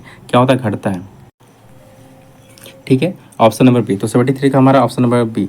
तो ताप बढ़ने पर द्रव्यों की सांद्रता घट जाती है, जबकि गैसों की सांद्रता क्या होती है? बढ़ जाती है। एक आदर्श तरल की सांद्रता हमेशा शून्य होती है। एक आदर्श तरल की सांद्रता क्या होती है? हमेशा शून्य होती है। ठीक है, तो ताप बढ़ने पे क्या होता है? लिक्विड की क्या होती है? सांद्रता क्या होती है? घट जाती है, और गैसों की क्या होती है? बढ़ जाती है। ठीक है, जरा दृष्टि दोष को दूर करने हेतु किस लेंस का प्रयोग किया जाता है? उत्तल लेंस, अवतल लेंस, बाइफोकल लेंस या बेलनाकार लेंस? तो बताइए 74 का आंसर हमारा क्या हो जाएगा? Option number C. क्या? Bifocal lens. ठीक है, जरा दृष्टि दोष में व्यक्ति को दूर एवं नज़दीक दोनों वस्तुओं को देखने में कठिनाई होती है। यह दोष सामान्यतः वृद्धावस्था में होती है। इस दोष के उपाय हेतु बाइफोकल लेंस का उपयोग किया जाता है। निम्नलिखित में से किसकी वेधन क्षमता एवं आयनन क्षमता सबसे अधिक होती है? अल्फा किरण एवं बीटा किरण, गामा किरण एवं बीटा किरण, गामा किरण एवं अल्फा किरण या अल्फा किरण एवं गामा किरण? तो बताइए 75 का आंसर हमारा बताइए क्या होगा? कौन सा हो जाएगा हमारा? Option number C. तो कौन सा हो जाएगा? गामा किरण और अल्फा किरण।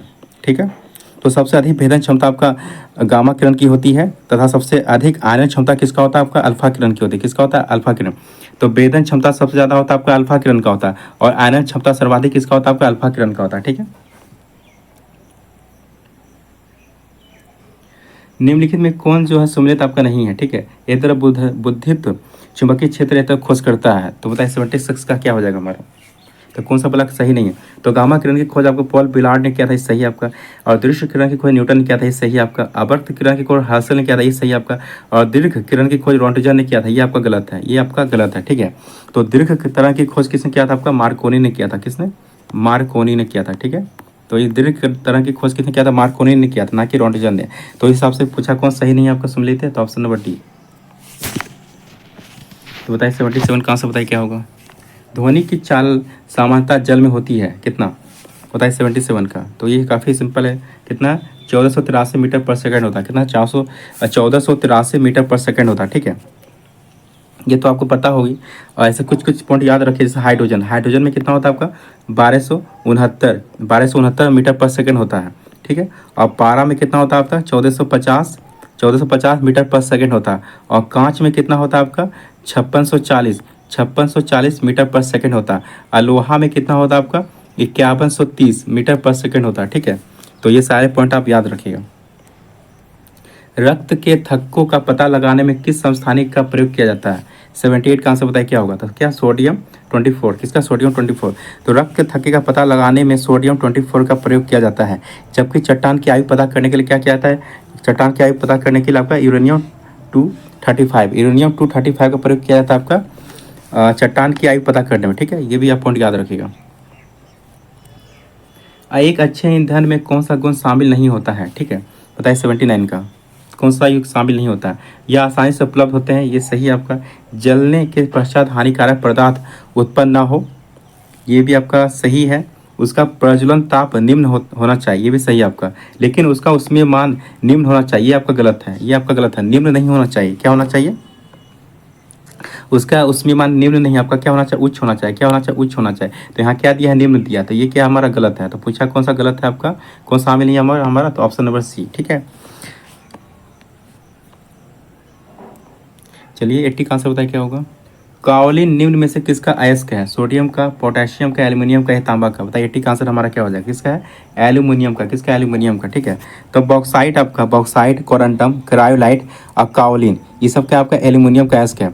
बॉक्साइट, कोरंडम, क्रायोलाइट, काओलिन, ये क्या आपका एल्यूमिनियम का अयस्क है, ठीक है। जबकि आपका नाइटर हो गया, पोटेशियम का अयस्क कौन कौन सा आपका है? नाइटर, कार्नेलाइट, ये सब क्या आपका पोटेशियम का अयस्क है, ठीक है। ये भी याद रखिएगा। आधुनिक आवर्त सारणी में वर्ग एवं आवर्त की संख्या क्रमशः कितनी है?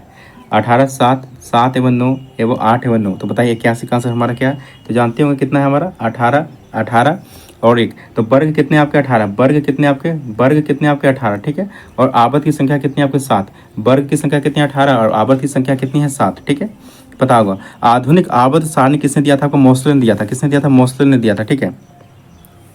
आधुनिक आवर्त सारणी मोसले के नियम पर आधारित है। आधुनिक आवर्त सारणी जो है मोसले के नियम पर आधारित है, ठीक है। इनके अनुसार तत्वों के गुण उनके परमाणु संख्या मतलब एटॉमिक नंबर के आधार पर होता है। और मैंडलीफ ने जो है आवर्त सारणी को खोजा था, ठीक है। और मैंडलीफ ने जो आवर्त सारणी ढूंढा था, और मैंडलीफ जो है द्रव्यमान के हिसाब से दिया था, और मोसले ने दिया था परमाणु संख्या के हिसाब से, ठीक है। सोरेनसन द्वारा पीएच स्केल किस वर्ष खोजा गया? 1885, 1909, 1917 या 1919? बताइए 82 का आंसर हमारा क्या हो जाएगा? कब? 1909। कब हुआ था? 1909 जब मार्ले मीटर सुधार अधिनियम आया था उसी वर्ष, ठीक है। तो सोरेनसन द्वारा 1909 में पीएच स्केल दिया गया था। किसी विलयन का पीएच मान 7 से कम होने पर वो क्या होता है? अम्लीय होता है। और पीएच मान 7 से अधिक होने पर क्या होता है? वो क्षारीय होता है। और 7 रहता है तो वो क्या होता है? आपका उदासीन होता है। कोशिका विभाजन मुख्यतः कितने प्रकार से होता है? 2, 3, 4 या 6? बताइए कितना प्रकार का होता है? ऑप्शन नंबर बी, कितना? 3 प्रकार का। तो जानते होंगे कोशिका विभाजन को सर्वप्रथम जो है 1855 में, सर्वप्रथम कोशिका विभाजन को 1855 में बिरचाओ ने देखा था। किसने? बिरचाओ ने देखा था, ठीक है, 1855 में। और कोशिका विभाजन मुख्यतः 3 प्रकार का होता है। कौन कौन सा आप जानते हैं? कौन सा होता है? असूत्री विभाजन होता है, समसूत्री विभाजन होता है और अर्धसूत्री विभाजन होता है। और इंग्लिश में बोले इसको तो क्या? एमाइटोसिस, माइटोसिस और मियोसिस होता है। एमाइटोसिस, मियोसिस और एमाइटोसिस और माइटोसिस और मियोसिस होता है, ठीक है। असूत्री विभाजन, समसूत्री विभाजन और अर्धसूत्री विभाजन, ठीक है। कोशिक गंजापन के लिए कौन सा कवक जिम्मेदार है? ठीक है, बताइए 84 का आंसर बताइए क्या कौन सा जिम्मेदार आपका? Tinea capitis. कौन सा आपका? Tinea capitis. Option number C, कौन सा? टीनिया कैपिटिस जिम्मेदार है, ठीक है। तो मनुष्यों में गंजापन हेतु टीनिया कैपिटिस नामक कवक जिम्मेदार है, जबकि त्वचा में खाज हेतु एस्केरिस एस्केविज आपका जिम्मेदार है। तो एस्केरिस एस्केविज किसके लिए जिम्मेदार है आपका?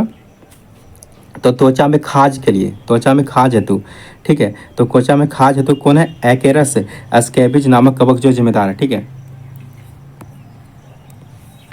चावल, गेहूं एवं गन्ना किस कुल के पौधे का उदाहरण है? लिलिएसी, पाल्मी, ग्रेमिनेसी या मालवेसी? बताइए 85 का आंसर हमारा क्या हो जाएगा? ऑप्शन नंबर सी, क्या? Option number C, Gramineae. क्या? ग्रेमिनेसी। तो गेहूं, मक्का, ज्वार, बाजरा, चावल आदि क्या आपका ग्रेमिनेसी कुल के हैं, उदाहरण, ठीक है। जबकि आपका लिलिएसी का उदाहरण जान लेते हैं। लिलिएसी का उदाहरण कौन कौन से आपके हैं? लिलिएसी का उदाहरण जैसे लहसुन, प्याज, ये सब क्या आपका लिलिएसी कुल का उदाहरण। लिलिएसी कुल का क्या है आपका? लहसुन और प्याज, ठीक है, ये भी याद रखिएगा। पौने पौधे को लंबा करने में कौन सा हार्मोन सहायक है? ऑक्सिन, जिब्रेलिन, एथिलीन या साइटोकाइनिन? बताइए 86 का बताइए आंसर क्या, कौन सा आपका ऑप्शन नंबर बी, कौन सा आपका जिब्रेलिन्स, ठीक है। तो जिब्रेलिन हार्मोन की खोज कौन किया था, कुरुसावा ने, किसने किया था, कुरुसावा ने, किसने किया था, कुरुसावा ने किया था, कब किया था 1926 में, कब किया था 1926 में कुरुसावा ने खोज किया था, ठीक है।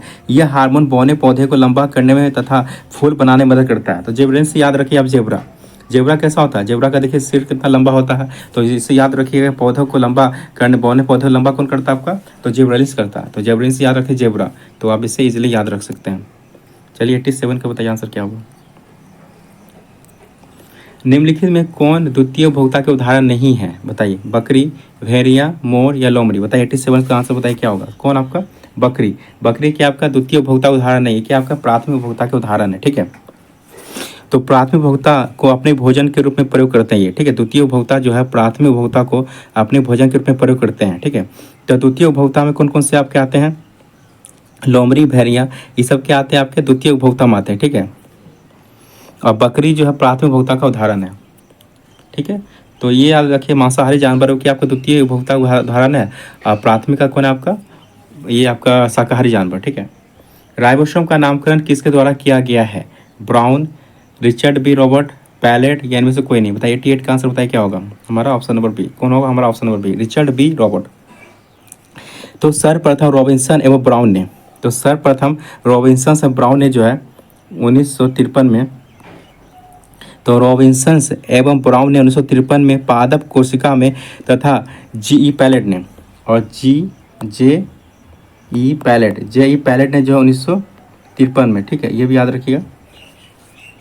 तो रॉबिन्सन्स एवं ब्राउन ने 1953 इसमें पादप कोशिका में, ठीक है, और पैलेट ने जो है 1953 में जंतु कोशिका, पैलेट ने जो है जंतु कोशिका में, ठीक है, और रॉबिन्सन्स और ब्राउन ने जो है पादप कोशिका में, ठीक है, राइबोसोम को देखा, और राइबोसोम को देखा था, ठीक है। तो पादप कोशिका में कौन देखा था, रॉबिन्सन्स और ब्राउन ने, और पैलेट ने देखा था जंतु कोशिका में राइबोसोम्स को, ठीक है।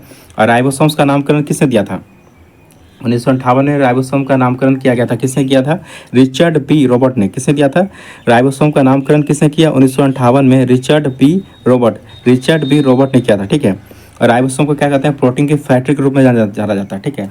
तो ये सारे आप की पॉइंट याद रखिए, वेरी इंपॉर्टेंट है। समष्टि विभाजन के बारे में कौन सा कथन आपका असत्य है, पूछा असत्य मतलब आपका कौन सा आपका गलत है, बताइए 89 का बताइए क्या हो जाएगा। तो देखिए, यह विभाजन कायिक कोशिका में होता है, समष्टि विभाजन, ये सही है आपका। हमारे शरीर में टूट फूट जितने होते हैं उसका भरपाई कौन करता है, समष्टि विभाजन करता है, ये सही है आपका। इस विभाजन में बहुत ही कम समय लगता है, ये भी आपका सही है। इसकी सबसे छोटी अवस्था प्रोफेज होती है, हाँ ये भी आपका सही है। तो इस हिसाब से हमारा क्या, एक ए बी सी तीनों सही है। तो पूछा असत्य, तो असत्य इनमें से कोई नहीं आपका, तो कोई नहीं, तो इनमें से कोई नहीं, तो इनमें से कोई भी जो आपका सत्य नहीं है। तो इस हिसाब से हमारा आंसर क्या हो जाएगा, हमारा ऑप्शन नंबर डी, इनमें से कोई नहीं, क्योंकि बाकी आपका सब सही था। पूछा असत्य, तो असत्य इसमें एक भी नहीं है, तो कौन हो जाएगा हमारा, इनमें से कोई नहीं, ठीक है। चलिए 90 का आंसर बताइए, निम्न में कौन एंजाइम अग्नाशय द्वारा स्रावित नहीं होता, अग्नाशय द्वारा, ठीक है, बताइए, पेप्सिन, ट्रिप्सिन, लाइपेज या ए और बी दोनों, बताइए 90 का आंसर हमारा क्या हो जाएगा, कौन सा, पेप्सिन जो आपका यह अग्नाशय द्वारा स्रावित नहीं होता, ठीक है। अग्नाशय द्वारा कौन कौन सा आपका स्रावित होता है, टॉल, याद रखिएगा टॉल, ट्रिस हो गया, ट्रिप्सिन, एस हो गया, एमाइलेज हो गया, ऐसे क्या हो गया, लाइपेज हो गया। ये तीनों जो आपका अग्नाशय से आपका स्रावित होता है, अग्नाशय के लैंगरहैंस द्वीपिका से जो है ये स्रावित होता है, ठीक है। टॉल, टी से टॉल, ऐसे एमाइलेज, ऐसे क्या लाइपेज, ट्रिप्सिन, एमाइलेज और लाइपेज, ठीक है।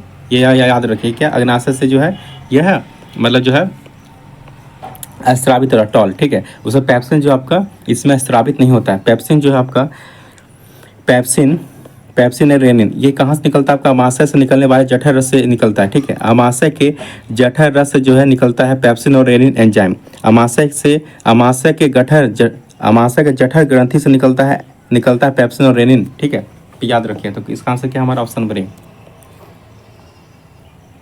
और ये चीज़ याद रखिए, अग्नाशय के लैंगरहैंस द्वीपिका के बीटा कोशिका से जो आपका बीटा कोशिका से आपका इंसुलिन का जो था स्रावित होता है, इंसुलिन जो आपका कहाँ से स्रावित होता है, आपका अग्नाशय के लैंगरहैंस द्वीपिका के बीटा कण से जो आपका इंसुलिन का जो है स्रावन होता है, ठीक है। ये भी आप पॉइंट याद रखिएगा। और चलिए इतना बता ही रहे तो चलिए बता दें पूरा। तो टॉल, ट्रिप्सिन जो होता है आपका, ट्रिप्सिन जो होता है प्रोटीन को पचाता है, और एमाइलेज जो होता है आपका स्टार्च और मंड को पचाता है, और लाइपेज जो आपका वसा को पचाता है, ठीक है। ये भी पॉइंट आप याद रखिएगा। यूरोपियन कमीशन का मुख्यालय कहाँ स्थित है, ब्रुसेल्स, लग्जमबर्ग, जेनेवा या पेरिस। बताइए 91 का आंसर हमारा क्या हो जाएगा? ऑप्शन नंबर ए, कहाँ? ब्रुसेल्स में। कहाँ? ब्रुसेल्स में, ठीक है। तो यूरोपियन कमीशन का मुख्यालय ब्रुसेल्स में स्थित है, जबकि यूरोपियन पार्लियामेंट का कहाँ आपका? लग्जमबर्ग में। कहाँ? यूरोपियन पार्लियामेंट का मुख्यालय कहाँ का? लग्जमबर्ग में, ये भी याद रखिएगा। रेड क्रॉस को अब तक कितनी बार शांति हेतु नोबेल पुरस्कार से सम्मानित किया जा चुका है? 2, 3, 4 या 6? बताइए 92 का आंसर बताइए क्या हो जाएगा हमारा? ऑप्शन नंबर बी, क्या हो जाएगा? Option number B. कब? 1900, कब? 3 बार। तो कब कब किया गया? 3 बार कब कब किया गया आपका? पहले हम जान रहे थे रेड क्रॉस की स्थापना कब हुआ था? 1863 में। कब हुआ था? 1863 ईस्वी में जो है रेड क्रॉस की स्थापना हुआ था, ठीक है। और अब तक जो है 3 बार जो है इसको नोबेल पुरस्कार मिल चुका है। कब कब मिला है आपका? पहला मिला है 1917 मिला है, 1917 में मिला है। दूसरा बार मिला है 1944 में मिला है। दूसरा बार मिला 1944 में मिला है। और तीसरा बार कब मिला है? 1963 में मिला है। कब मिला? 1963 में। 1917, 1944 और 1963 में 3 बार जो है इन्हें शांति के क्षेत्र में नोबेल पुरस्कार मिल चुका है रेड क्रॉस को, ठीक है। और रेड क्रॉस दिवस जो है प्रति वर्ष जो आपका 8 मई को मनाया जाता है। कब? 8 मई को मनाया जाता है, ठीक है, ये भी याद रखिएगा। मांडी झागोर नृत्य का संबंध किस राज्य से है? गोवा, मिजोरम, राजस्थान या कर्नाटक? बताइए 93 का आंसर बताइए क्या हो जाएगा? कहाँ पे? कहाँ से? गोवा। कहाँ? गोवा। ऑप्शन नंबर है हमारे इस क्वेश्चन का आंसर। तो मांडी झागोर और खोल और ढकनी आदि नृत्य का संबंध गोवा से है। तो मांडी झागोर और आप याद रखिए खोल और ढकनी, खोल और ढकनी ये चारों जो है कहाँ से है? लोक नृत्य आपका गोवा का, ठीक है। बीसी राय पुरस्कार किस क्षेत्र में दिया जाता है? साहित्य, चिकित्सा, फिल्म या कृषि? बताइए 94 का आंसर बताइए क्या हो जाएगा? ऑप्शन नंबर बी, क्या हो जाएगा? ऑप्शन नंबर चिकित्सा। तो बीसी राय पुरस्कार चिकित्सा के क्षेत्र में दिया जाता है, जबकि बॉरलॉग पुरस्कार किसी क्षेत्र में दिया जाता है? किसी क्षेत्र में क्या दिया जाता है? बॉरलॉग पुरस्कार। तो नॉर्मन बॉरलॉग से आप याद रखिएगा, वो जो थे आपके नॉर्मन बॉरलॉग से आप याद रखिएगा। तो कृषि क्षेत्र में क्या दिया जाता है? आपका बॉरलॉग पुरस्कार, ठीक है। दी कंपनी ऑफ वुमेन पुस्तक के लेखक कौन है? खुशवंत सिंह, जय शंकर प्रसाद, माला देसाई या अमृता प्रीतम? बताइए 95 का आंसर हमारा क्या हो जाएगा? ऑप्शन नंबर ए, क्या हो जाएगा? Option number A, Khushwant Singh, ठीक है। इनकी पुस्तक का नाम दी कंपनी ऑफ वुमेन, ठीक है। और खुशवंत सिंह की और पुस्तक याद रखिएगा जो काफ़ी इंपॉर्टेंट है, इससे आपका ट्रेन टू पाकिस्तान, एक याद रखिए काफ़ी इंपॉर्टेंट, कई एग्जाम पूछे गए। ट्रेन टू पाकिस्तान ये पुस्तक जो है किसकी है? यह भी आपका खुशवंत सिंह की है, ठीक है, ये भी याद रखिए काफ़ी इंपॉर्टेंट है। ये मैथ का सवाल है, काफ़ी सारे मैथ का सवाल आप बना सकते हैं, इजीली बना सकते हैं, ठीक है। तो काफ़ी इजी से बना सकते हैं। तो चलिए आपको बना के दिखा देते हैं। 36 36 आपका दिया हुआ 0 और 28 आप इस तरह से बना सकते हैं। निकालिए तो कितना हो जाएगा? 2 और 6 8 हो जाएगा। यहाँ कितना बचेगा? 28 बचेगा। काटिए कितना बार कटेगा आपका? 14, ये कितना 4, ये कितना रहेगा 7, ये कितना रहेगा 2, तो 7 पूर्णांक कितना आ जाएगा? 2, तो 7 पूर्णांक 2 किस में हमारा 7:2 किस में हमारा? ऑप्शन नंबर डी में, ठीक है। तो इस तरीके बना सकते हैं। तो ये सारी चीज़ें तो आप जानते ही हैं, ये सारी चीज़ आप बना सकते हैं, इजीली बना सकते हैं। अगर मेरा मैथ का वीडियो देख रहे हैं कंटिन्यू तो आप इजीली ये सारी चीज़ें आप बना सकते हैं, ठीक है। तो इस 97 का आंसर हमारा क्या हो जाएगा? ऑप्शन नंबर बी, ठीक है, आप इसको बना लीजिएगा। चलिए 98 का तो सिंपल है, आप बना सकते हैं, इजीली बना सकते हैं इसको, ठीक है। तो 98 का आंसर हमारा क्या हो जाएगा? ऑप्शन नंबर सी, कितना हो जाएगा? 180 हो जाएगा, ठीक है। इसमें लुप्त संख्या ज्ञात करना है, रीजनिंग का सवाल है आपका 99 का। तो 99 का आंसर हमारा क्या हो जाएगा? तो 99 का हमारा आंसर क्या? ऑप्शन नंबर डी, ठीक है। और 100 का क्या हो जाएगा? हमारा आंसर हो जाएगा ऑप्शन नंबर बी, कितना हो जाएगा? Option number B. तो ये सारे आप चीज़ निकाल सकते हैं इजीली। 4 क्वेश्चन आपका मैथ का है, ठीक है। तो चलिए इस वीडियो पूरा देखने के लिए बहुत बहुत धन्यवाद। कैसा लगा ये वीडियो आप कमेंट करके जरूर बताएगा, ठीक है। ओके।